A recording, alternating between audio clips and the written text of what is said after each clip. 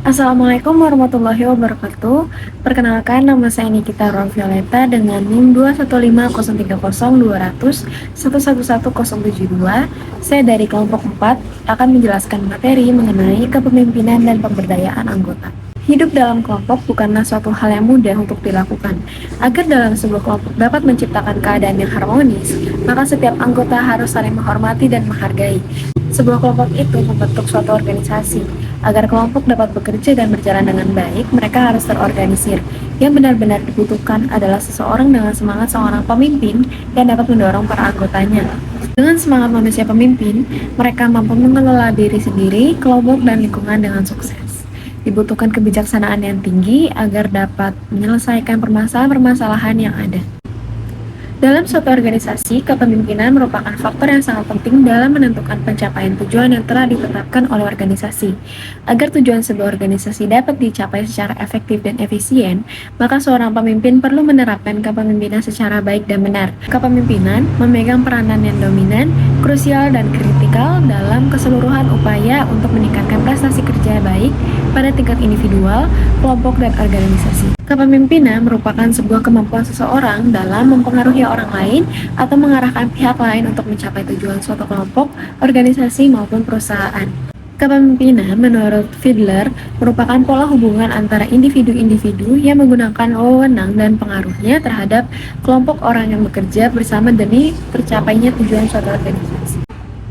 Selanjutnya, terdapat pedoman untuk kepemimpinan partisipatif dan delegasi. Berdasarkan penelitian partisipatif, ada beberapa pedoman untuk kepemimpinan partisipatif. Yang pertama, mendiagnosis dan mempelajari situasi keputusan. Berikut adalah cara untuk menentukan apakah prosedur partisipatif itu sesuai untuk situasi keputusan tertentu.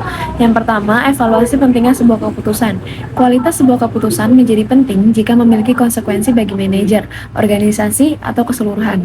Ini juga membuat beberapa alternatif keputusan lain yang jauh lebih baik. Yang kedua, identifikasi orang lain dengan pengetahuan dan keahlian yang sesuai. Dan yang terakhir, evaluasi kemungkinan kerjasama. Lalu yang kedua, mendorong partisipasi, yaitu bisa mendengarkan perbedaan pendapat tanpa memihak, menghargai pendapat atau saran yang diberikan, dan bersikap bijaksana dalam mendengarkan suatu saran. Delegasi adalah pelimpahan wewenang dan tanggung jawab kepada orang lain untuk melakukan suatu kegiatan.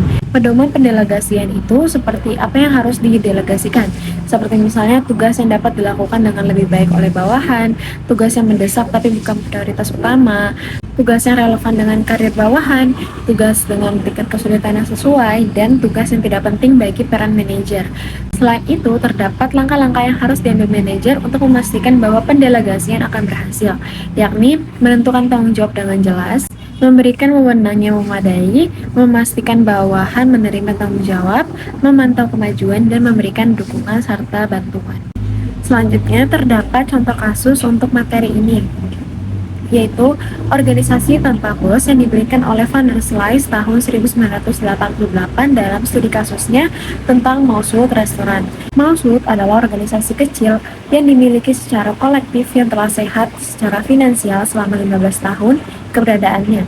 Restoran ini memiliki 18 anggota dan semuanya terlibat dalam pengambilan keputusan penting seperti perubahan kebijakan, pemilihan dan pemberhentian anggota, masalah keuangan, upah dan tunjangan, serta pemilihan pemasok.